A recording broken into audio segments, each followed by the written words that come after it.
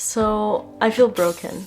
And I know it sounds terrible to say, but I can't be the only person who feels this way. You know, there isn't nothing really bad going on in my life at the moment, but sometimes I feel so sad and so bad that it feels like there is something wrong with me. The best way I can describe it is that there's a crack somewhere, and I know there is a crack because I am spilling out of it, but I can't quite pinpoint where the crack is. And so if you also feel this way and you can relate to anything I said, I hope now you know that you're not alone. And here is a couple things that have really helped me make sense of this and accept it and just embrace the time I'm in right now. Have you ever heard of Kintsugi? This is a Japanese art of repairing broken pottery with an expensive material like gold. Legend has it that over 5 centuries ago, one of Japan's ruler broke 2 of his favorite teacups, and so he sent them over to China to get repaired. And they were sent back to him, mended with some staples, and although he really hated the way they looked, he thought there was potential. And so he brought them to a Japanese craftsman and told them to fill those gaps with the most expensive material he had, and that happened to be gold. And so this is a classic example of the Japanese philosophy of wabi-sabi. To find beauty in imperfection. Throughout our life we accumulate wounds and losses, we accumulate a lot of cracks, and leaving those cracks exposed just brings on more and more suffering that it's needed. Concealing our pain and shame isn't the solution. We can repair our wounds just like the gold fills those gaps. Our scars tell our story. Kintsugi doesn't attempt to hide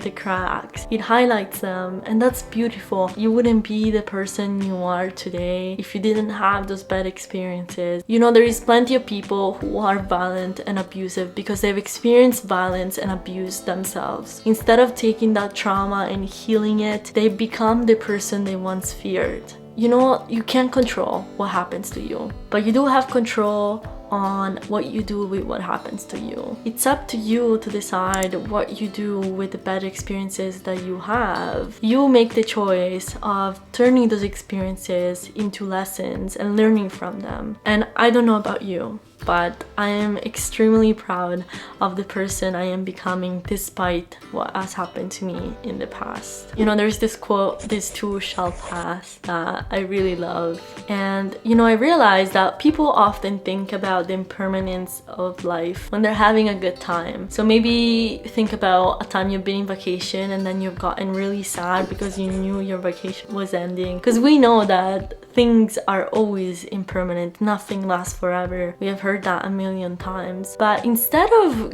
getting sad because good things are coming to an end, how about you get happy that bad things are coming to an end? Use that impermanence of life to your advantage. When you're having a bad time, just sit there, acknowledge the time you're in, and know that that time will come to an end. So an exercise that I did was to write down the highlights of the past 5 years. Now you can choose how many years you'd like to do, but I really encourage you to do this exercise as well. So take a pen and paper and write down the things that you remember the most about 2019, 2020, 2021, and so on. And you can write good things and bad things. Just write the highlights of that year. What do you remember most? What really hit you that happened that year? And you know, when you have this list, really look at it. Embrace the fact that the reason why you're in this moment right now is because of the things that have happened to you. And you know, a couple years back, I've had a lot of bad things happen to me, one after the other. It was like the universe had put a target on my back and was stabbing me non-stop. I swear, it was one thing after another, after another, after another, and I could not catch a break. It's suddenly gonna make me feel... Wow, that feels really good. Huh? Yeah! And maybe you had the same experience, maybe not, maybe there's just a couple of really traumatic things that have happened to you. But what really helps about writing those things down is to acknowledge them. I once heard that when you get hurt, you get a wound. And the ups and downs you go through after that wound are like the stitches that are closing off that wound. And you know, when you're getting stitches and the needle goes in, it really stings. And then when it comes out, it's better. But then the needle will have to go again for a second stitch and so on. And so those ups and downs represent the stitches that go on the wound that help it close off. I thought that was just a very philosophical way to look at ups and downs. And it really helped me ground me in those moments where I'm having those lows, where I'm having those downs. It's so much better to heal than to ignore that wound and then potentially get an infection, which metaphorically translates into shoving down your feelings, ignoring them completely, and then having a middle life crisis when you're 40 and potentially screwing up your kids. And to be honest with you, if we didn't have bad times, we would not appreciate the good ones. Last week I translated a song about somebody who's really suffering because he had some powerful advice for somebody in that position. So if you think it could help you, go check it out. Let me know what you thought about this video. I hope it helped, and I hope to see you next time.